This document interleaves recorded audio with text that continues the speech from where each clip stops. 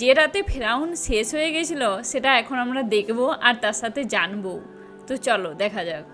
পৃথিবীতে এমন একটি ভূখণ্ড ছিল যেখানে শতাব্দীর পর শতাব্দী ধরে শাসন করে এসেছে এমন এক বাদশা।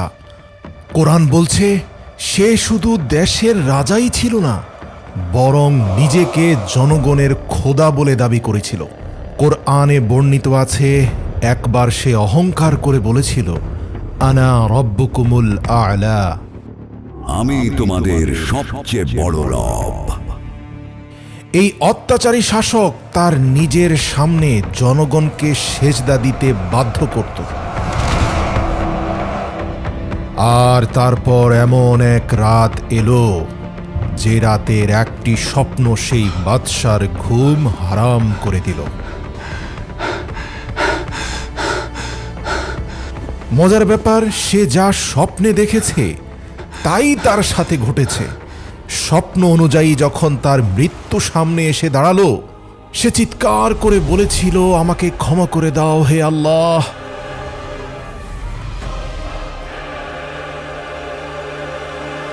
কিন্তু আল্লাহ তার লাশকেও মাটির নিচে দাফন হতে দিলেন না, বরং কিয়ামত পর্যন্ত তাকে মানব জাতির জন্য নিদর্শন করে রেখে দিলেন। মিশর সেই যুগের সবচেয়ে শক্তিশালী দেশ। নীল নদের তীরে গড়ে ওঠা শহরগুলোতে ফসল এমনভাবে ফলত যেন সেখান থেকে সোনা ঝরে পড়ছে।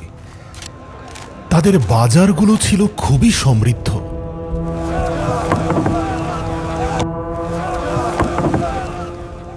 আর তাদের পাথর নির্মিত আকাশচুম্বী অট্টালিকা এবং প্রাসাদগুলো ছিল তাদের অহংকারের অন্যতম নিদর্শন। এই সমৃদ্ধি আর অহংকারের কেন্দ্রে দাঁড়িয়েছিল এক নাম, ফেরাউন। তার হুকুম শুধু আইনই ছিল না, মানুষ তার হুকুমের উপর ঈমান আনতে বাধ্য হতো। সে হুঙ্কার দিয়ে বলতো, আমি তোমাদের সবচেয়ে বড় রব।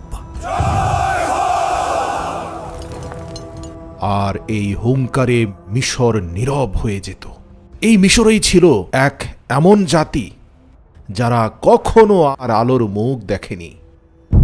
তারা হলো বনি ইসরাইল।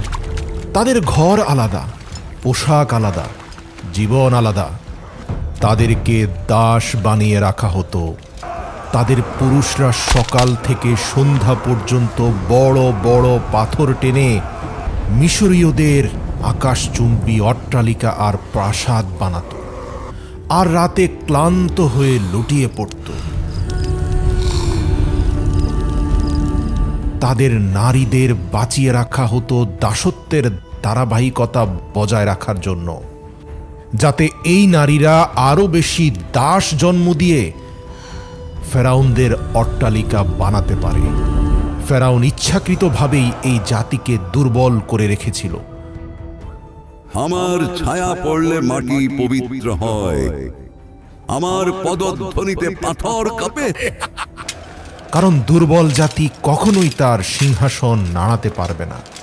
কিন্তু বুদ্ধিমানের জন্য ইশারাই যথেষ্ট। তাফসীরে ইবনে কাসির অনুযায়ী এক রাতে ফেরাউন একটি স্বপ্ন দেখেছিল। সে দেখল বাইতুল মুকাদ্দাসের দিক থেকে একটি আগুন বেরিয়ে আসছে, যা মিশরের ঘর বাড়ি জ্বালিয়ে দিচ্ছে। কিন্তু বনি ইসরায়েলের ঘরগুলো ছিল অক্ষত। ফেরাউন আতঙ্কিত হয়ে জেগে উঠল। এই প্রথমবার সে নিজেকে দুর্বল মনে করল।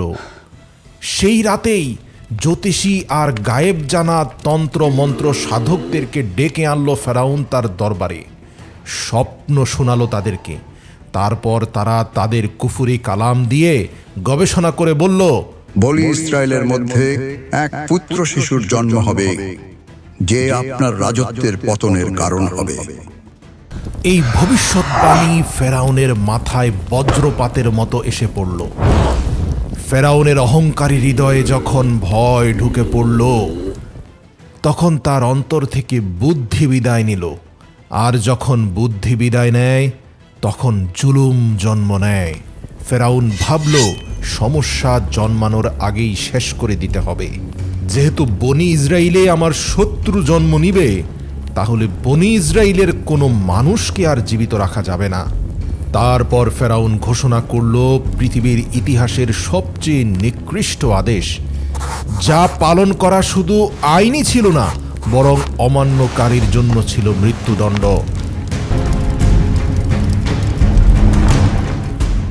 ফেরাউন ঘোষণা করল এক রক্তাক্ত আদেশ, এই বিপদটা জন্ম নেওয়ার আগেই শেষ করতে হবে।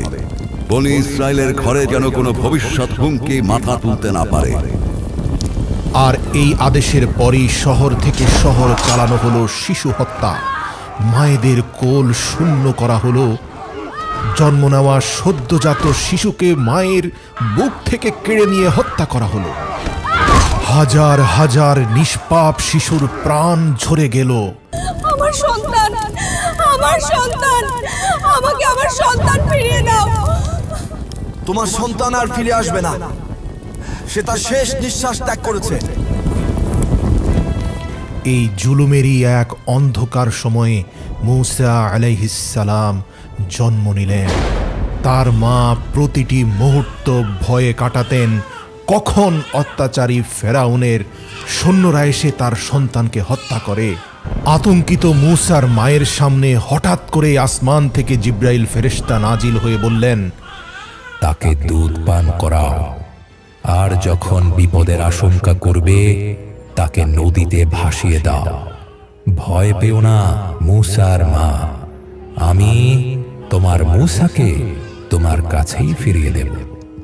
যদিও নিজ সন্তানকে আসমানি বাণী শুনে নদীতে ভাসিয়ে দেওয়া একজন মায়ের পক্ষে অত্যন্ত কঠিন এবং সাহসিকতার কাজ, কিন্তু মূসা আলাইহিস সালামের মা বুকে পাথর বেঁধে নীরবে তার সন্তানের জন্য একটা ভাসমান সিন্দুক তৈরি করলেন এবং আসমানি নির্দেশ অনুযায়ী নিজের বুকে পাথর বেঁধে সদ্যজাত শিশুকে নদীর বুকে ভাসিয়ে দিলেন। নদীর পানি ছলছলিয়ে চলে যাচ্ছিল, মূসার মায়ের বুক ছেড়ে যাচ্ছিল, আর মূসার ছোট্ট বোন নদীর পাড় বেয়ে দৌড়চ্ছিল, দেখতে চাইছিল তার ভাইকে বহনকারী ভাসমান সিন্দুক কোথায় গিয়ে পৌঁছে। অবশেষে আল্লাহর কুদরতে সেই সিন্দুক পৌঁছে গেল মূসাকে হত্যা করতে চাওয়া ফেরাউনের রাজপ্রাসাদের ঘাটে। ফেরাউনের স্ত্রী হজরত আসিয়া যখন সিন্দুকটি দেখতে পেলেন, তখন সেটি খুলতে বললেন। সিন্দুক খোলার পর মূসার মায়াবী চাহনি তার হৃদয়কে গলিয়ে দিল।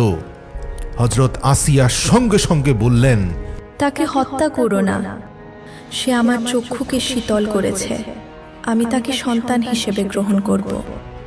অতঃপর তিনি শিশুটিকে সরাসরি ফেরাউনের কাছে নিয়ে গেলেন। ফেরাউন বুঝতে পেরেছিলেন এই শিশু বনি ইসরাইল থেকেই এসেছে, কেননা বনি ইসরাইলের প্রত্যেক শিশুকে হত্যা করার নির্দেশ তিনিই দিয়েছিলেন। অথচ মূসার দিকে তাকিয়ে কি ভেবে অহংকারী ফেরাউন বলে উঠল, এই একটি শিশু কি বা ক্ষতি করতে পারবে?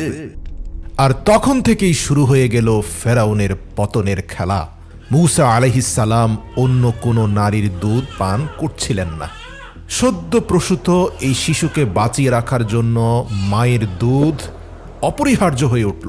ঠিক তখনই মূসা আলাইহিস সালামের সেই বোন এগিয়ে এসে বলল, আমি এমন এক নারীর খোঁজ জানি যিনি এই শিশুর লালন পালন করতে পারবেন। আর এভাবেই মহান আল্লাহর তরফ থেকে আসা সেই ওয়াদা আল্লাহ পূর্ণ করলেন। যে মা তার সন্তানকে দরিয়ায় ভাসিয়ে দিয়েছিলেন, আল্লাহ তার কোলেই তার সন্তানকে ফিরিয়ে দিলেন, সঙ্গে প্রাসাদের সম্মান ও মর্যাদা প্রদান করলেন। সময় পেরোতে লাগলো, মূসা আলাইহিস সালাম যুবক হয়ে উঠলেন। আল্লাহ বললেন, আর যখন সে পূর্ণ শক্তি ও প্রজ্ঞায় পৌঁছে গেল, আমি তাকে হিকমত ও জ্ঞান দান করলাম। একদিন মূসা আলাইহিস সালাম শহরে প্রবেশ করলেন। সেখানে তিনি দেখলেন দুই ব্যক্তি ঝগড়া করছে। একজন তারই জ্ঞাতি ভাই মানে বনি ইসরাইল, আর অন্যজন হচ্ছে মিশরীয় পুলিশ মানে আইন শৃঙ্খলা রক্ষাকারী বাহিনীর লোক।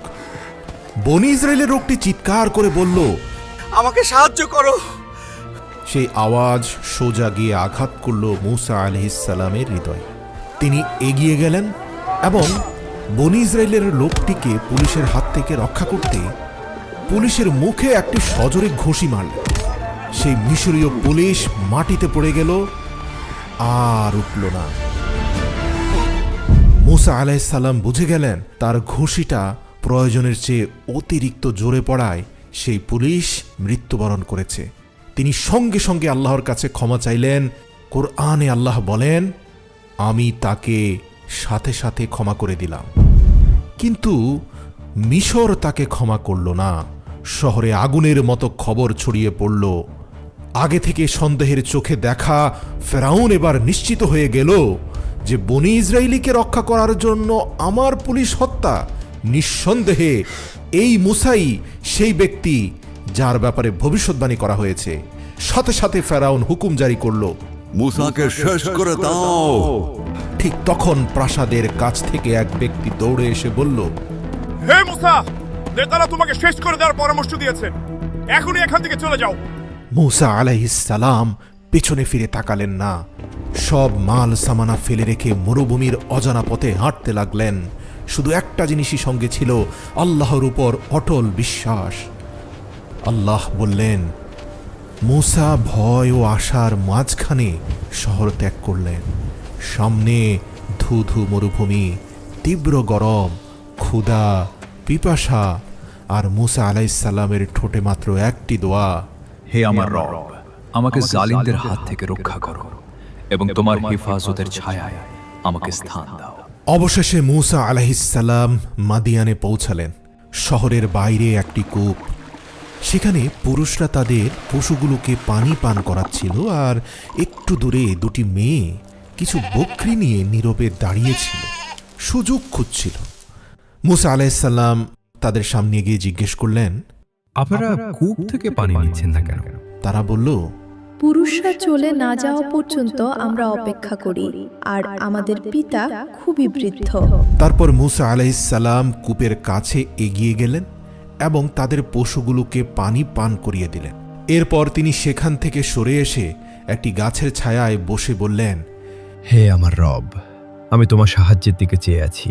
তুমি যাই আমাকে দান করো, আমি তার মুখাপেক্ষী।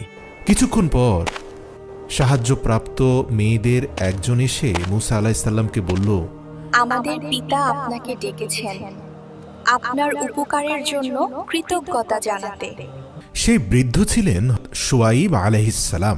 অধিকাংশ মুফাসসিরের মতে মূসা আলাইহিসসালাম শুআইব আলাইহিসসালামকে তার পুরো ঘটনা শোনালেন। শুআইব আলাইহিসসালাম বললেন, ভয় পেও না, এখন তুমি জালিমদের হাত থেকে নিরাপদ। শুআইব আলাইহিসসালামের বড় কন্যা বাবার কানে কানে বলল, আব্বা, একে কাজে রেখে দিন, তিনি চরিত্রবান ও শক্তিশালীও বটে। হযরত শুআইব আলাইহিসসালাম বললেন, আমি আমার কন্যার বিয়ে তোমার সঙ্গে দিতে চাই, কিন্তু শর্ত হলো তুমি 8 বছর আমাদের খিদমত করবে, আর যদি 10 বছর পূর্ণ করো সেটা তোমার ইচ্ছা এবং মেহেরবানি। মূসা আলাইহিসসালাম এই প্রস্তাব গ্রহণ করলেন। এই 10 বছর কোনো সাধারণ সময় ছিল না। এই সময় তার কাজ ছিল ভেড়া চড়ানো, নিঃসঙ্গতা, ধৈর্য আর আল্লাহর রহমতের প্রত্যাশা। মিশরের রাজপ্রাসাদের এক রাজপুত্র এখন এক সাধারণ রাখাল, আর আল্লাহ এভাবেই নবী তৈরি করেন। যখন সেই সময় পূর্ণ হল, মূসা আলাইহিসসালাম তার স্ত্রীকে সঙ্গে নিয়ে মিশরের দিকে রওনা হলেন। রাতের শীতল মরুভূমিতে মূসা আলাইহিসসালাম ও তার স্ত্রী হাঁটছেন। হঠাৎ মূসা আলাইহিসসালাম দূরের পাহাড়ে একটি আলো দেখতে পেলেন। তিনি তার স্ত্রীকে বললেন, তুমি এখানেই থাকো, আমি আগুন নিয়ে আসছি, অথবা পথ সম্পর্কে কিছু জেনে আসি। কিন্তু সেই আলো আগুন ছিল না। যখন মূসা আলাইহিসসালাম কাছে গেলেন, একটি আওয়াজ ভেসে এলো, হে মূসা। মূসা আলাইহিসসালামের শরীর কেঁপে উঠল। অদৃশ্য শব্দটি আবার বলে উঠল, ভয় পেও না, আমি তোমার রব। তোমার জুতা খুলে ফেলো, তুমি পবিত্র তুয়া উপত্যকায় অবস্থান করছো। আমি তোমাকে নবী হিসাবে নির্বাচিত করেছি। অতঃপর অদৃশ্য থেকে মহান আল্লাহর বাণী এলো, ফেরাউনের কাছে যাও, সে সীমা লঙ্ঘন করে ফেলেছে। তোমার লাঠি একটি নিদর্শন, আমি এতে বিশেষ শক্তি দান করেছি। মূসা আলাইহিসসালাম তার হাতের লাঠিটি মাটিতে ফেলে দেওয়া মাত্রই তিনি দেখতে পেলেন এটি একটি দানবীয় সাপে রূপান্তরিত হয়েছে। মূসা আলাইহিসসালাম আবারও ভয় পেয়ে গেলেন। আল্লাহ বললেন, ভয় পেও না মূসা, তুমি এটিকে শক্ত করে হাত দিয়ে ধরো। মূসা আলাইহিসসালাম সেই সাপটিকে শক্ত করে ধরা মাত্রই পুনরায় সেটি লাঠিতে রূপান্তরিত হলো।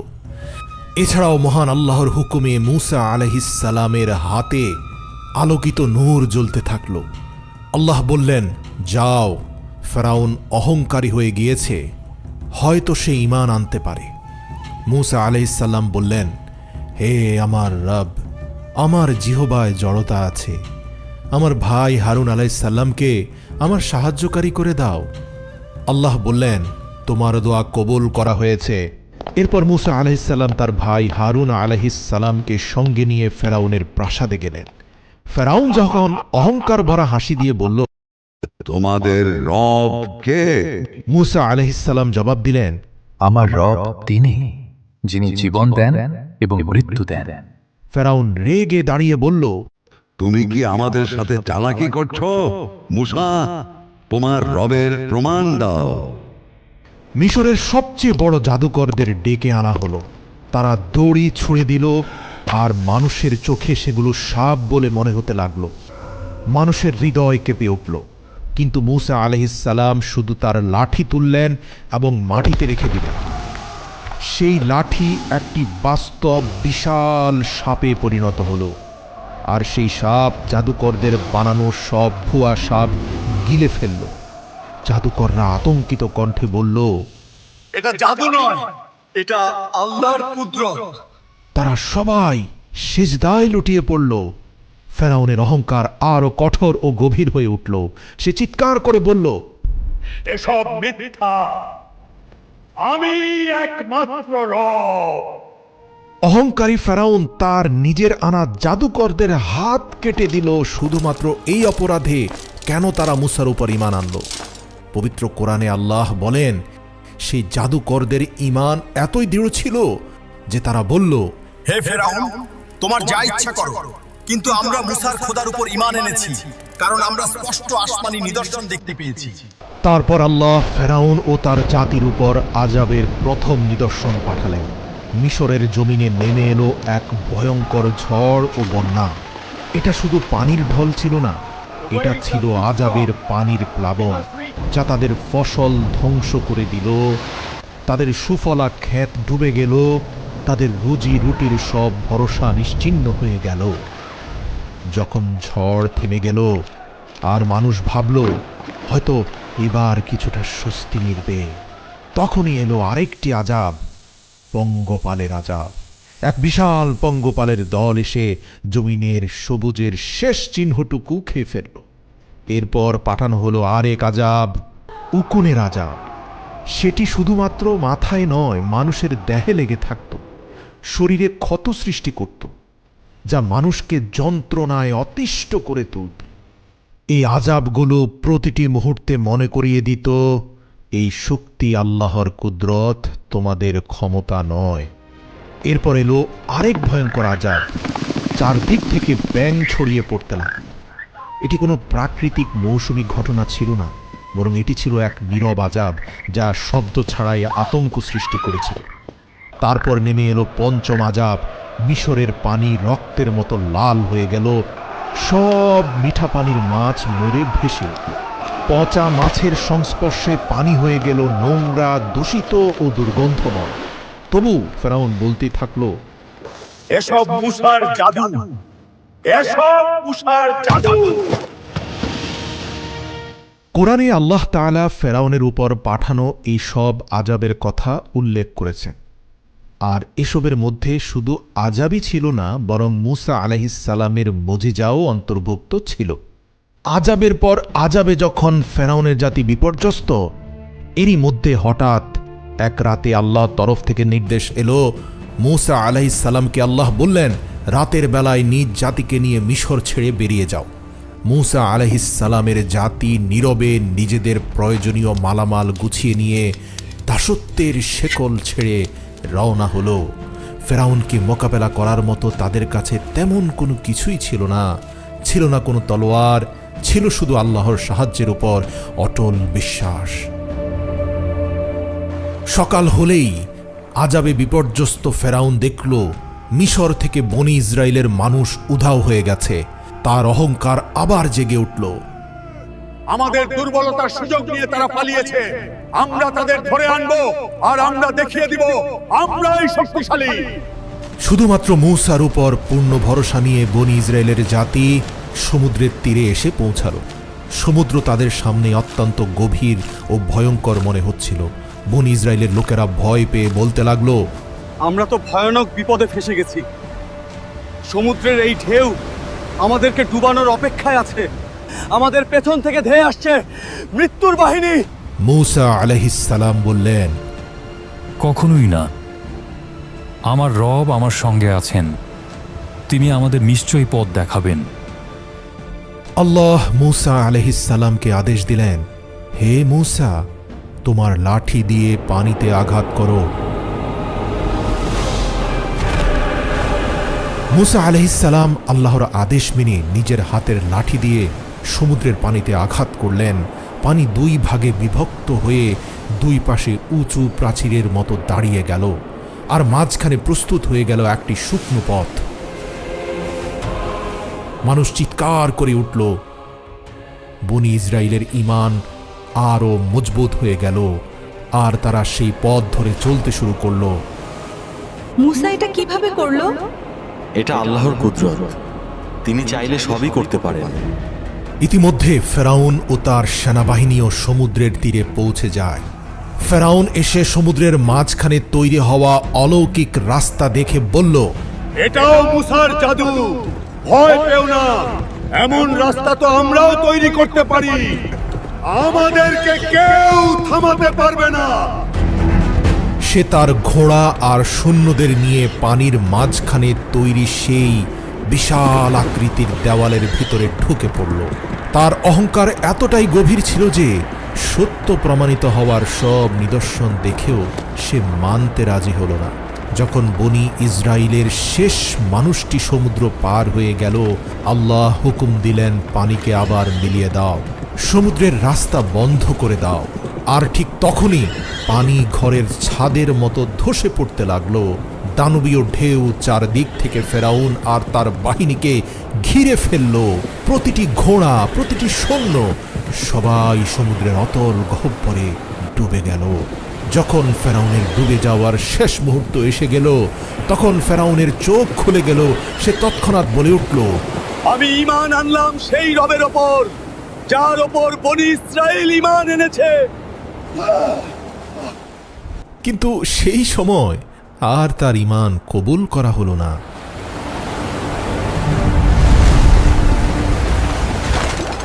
আল্লাহ বললেন, আজ আমি তোমার দেহকে রক্ষা করব, যাতে কিয়ামত পর্যন্ত মানব জাতির জন্য তা নিদর্শন হয়ে থাকে। হযরত আসিয়া, যিনি ছিলেন ফেরাউনের স্ত্রী, কোরআনে তার উল্লেখ রয়েছে। তিনি আল্লাহর হুকুমে ঈমান এনেছিলেন। নিজ ঘরের মধ্যেই ফেরাউনের অত্যাচারের ভিতরে ইবাদতের মাধ্যমে নিজেকে হেফাজতে রেখেছিলেন। আল্লাহ তার জন্য জান্নাত প্রস্তুত করেছেন। এই ঘটনা প্রমাণ করে দুনিয়ার সবচেয়ে বড় অহংকারীও শেষ পর্যন্ত মৃত্যুর কাছেই পরাজিত হয়। আমরা অত্যাচারী ফেরাউনের কিভাবে সে পুরো শেষ হয়ে গেছিল দুনিয়া থেকে, সেটা দেখতে পেলাম। ফেরাউন এত অত্যাচারী হয়ে গেছিলো যে সে ঈশ্বরকে পর্যন্ত অস্বীকার করতো, ভাবতো যে আমি এই সর্বপ্রধান, আমাকেই সবাই প্রাধান্য দিক আর আমারই সবাই জয়গান করুক, আমি এই রব সবার। কিন্তু সে বুঝতে পারেনি যে ঈশ্বর যিনি সৃষ্টি করেন সবাইকে, তিনি এই সর্বক্ষমতার অধিকারী, তার দয়ায় সে পৃথিবীতে বেঁচে আছে। সে জীবনের শেষ দিন পর্যন্ত বুঝতে পারেনি। তার জন্যে জন্ম নেয় মূসা। আর মূসা যে সমস্ত ঈশ্বর তাকে যে ক্ষমতা দিয়েছিলেন, সে পরপর তার যাতে অত্যাচার কমে তার জন্যে তিনি পরপর কাজগুলো করছিলেন, সবাইকে সাহায্য করছিলেন আর সবাই তার কথা শুনছিল। তখনও তিনি বুঝতে পারেননি যে তার ভুলটা কোথায় হচ্ছে, তখনও তিনি তার অত্যাচার কমাননি, সেই বরঞ্চ তখন তিনি আরও বেশি ক্রুদ্ধ হয়ে গেছিলেন। তখন তিনি বারবার বলছিলেন যে আমি এই রব, আমি এই সর্বক্ষমতার অধিকারী। তারপর আমরা দেখতে পেলাম যে কিভাবে শেষ হয়ে গেল। আর এই ঘটনাটা থেকে একটাই শিক্ষা, যে সবসময় মনে রাখবেন জীবনে আমরা যত ক্ষমতারই অধিকারী হই না কেন, আমরা ঈশ্বরের থেকে কখনোই বেশি নই। আমরা তুচ্ছ পৃথিবীতে একজন তুচ্ছ মানুষ, যাকে ঈশ্বরের সৃষ্টি করেন। তিনি আমাদেরকে চাইলেই পৃথিবী থেকে নিয়ে নিতে পারেন, আবার তিনি চাইলে আমরা পৃথিবীতে ভালো করে বেঁচে থাকতে পারি। সমস্ত কিছুই ঈশ্বরের দয়া আর সমস্ত কিছুই ঈশ্বরের জন্যেই সৃষ্টি। তাই আমরা কখনোই এতটা অত্যাচারী হব না, কিংবা এতটা কখনোই আমরা নিজেদেরকে অহংকারী ভাববো না। সবসময় মনে রাখবেন যে ঈশ্বরেই সর্বক্ষমতার অধিকারী আর ঈশ্বরের দয়ায় আমরা বেঁচে আছি। আমার ভিডিওটা দেখে খুব ভালো লাগলো। আপনাদের দেখে কেমন লাগলো অবশ্যই জানাবেন কমেন্ট করে। সবাই খুব ভালো থাকবেন, সুস্থ থাকবেন আর দেখতে থাকবেন আমাদের চ্যানেল। টাটা।